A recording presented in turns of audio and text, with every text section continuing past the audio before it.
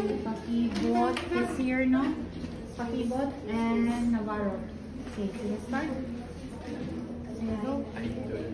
ID. Good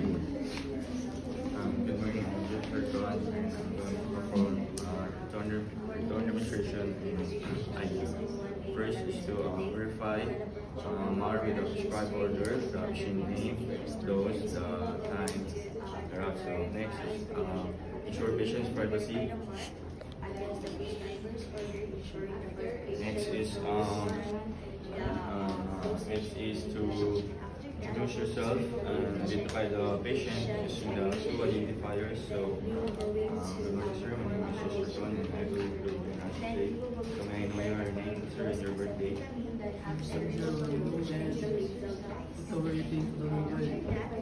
So next is also do not forget to check the expiration date of the medication. So first is for my medication.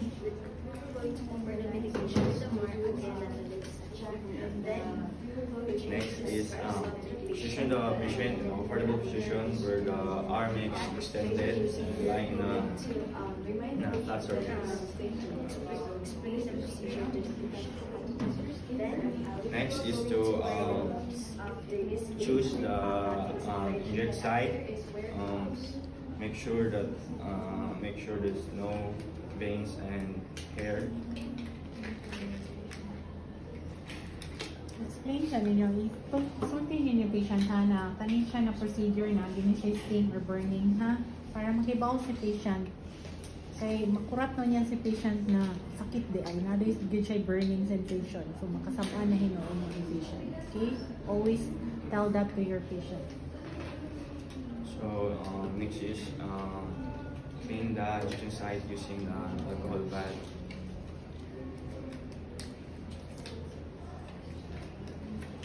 But first is we're going to wear gloves.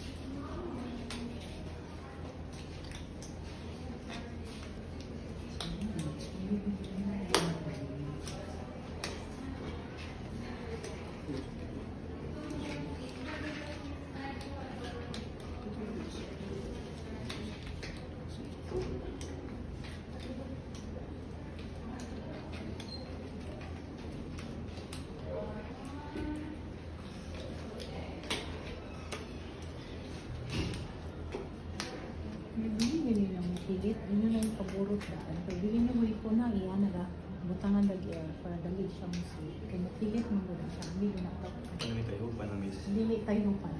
Never tayo hook. Okay, never tayo hook. Okay, hindi na pwede mag-tayo hook. Okay, para dali siya.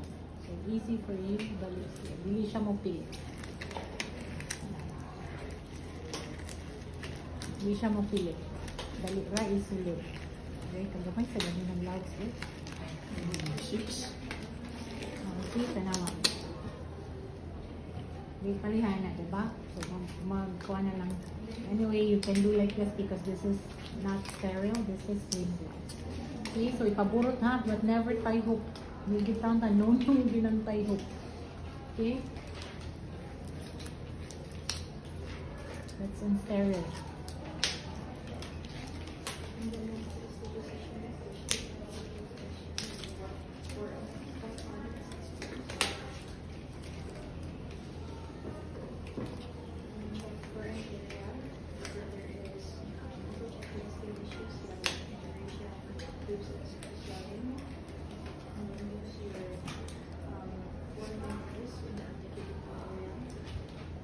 Okay, take note ha, sa balik sa taha. When we're going to have this one, take note, check first the chart if the patient has what?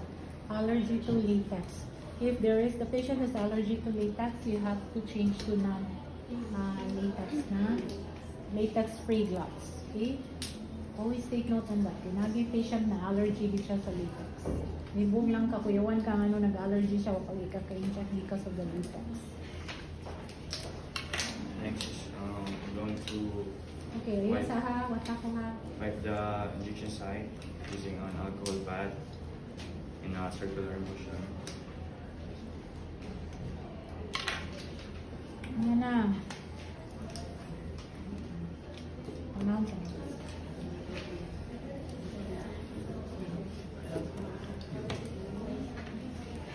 After that, we are going to select a appropriate injection site.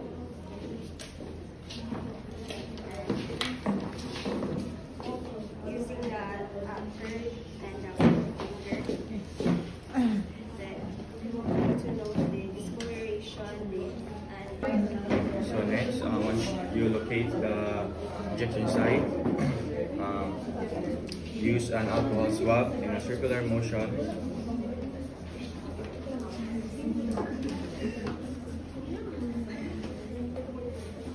How are you going to check for Kan miss, wala ba siya yung mga buhok miss o wala siya yung veins? Aside from that, Wala ba yung mga bruise miss or we like inspect that inflammation? before we're going to select a site. We have to inspect first if there is no any bruises, inflammation, or edema. If there is, you have to transfer to another site. And since the patient doesn't have, so that's the time we're going to select. Okay? So use in a circular motion.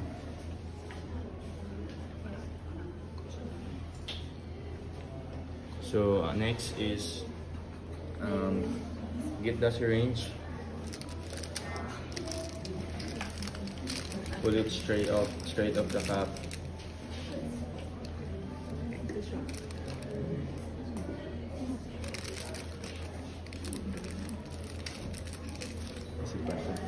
Next is inject the syringe in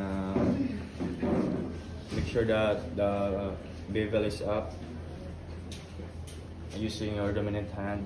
Next is to stretch the skin using your non-dominant hand. So inject the syringe 5 to 15 degrees. Level up.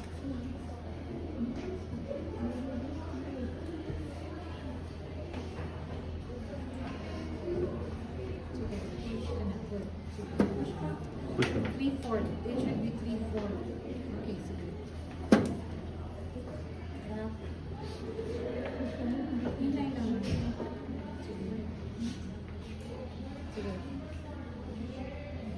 Okay.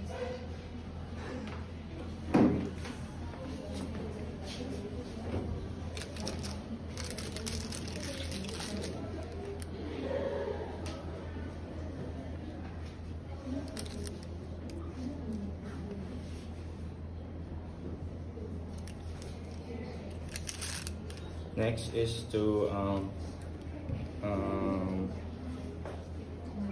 mark the injection site.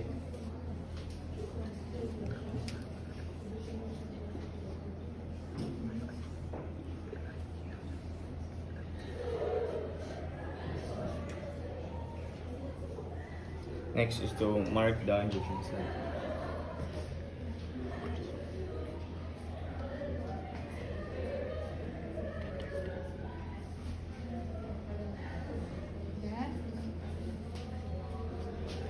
Next is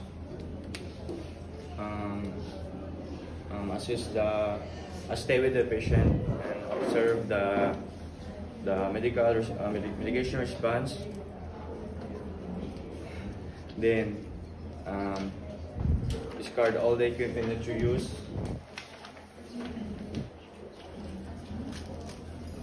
Next is document all the findings, the site, the route, the time. Remove them. Yes, daw ba? Atong buhaton. Disregard and remove blood and hygiene, then stay with the patient. Okay?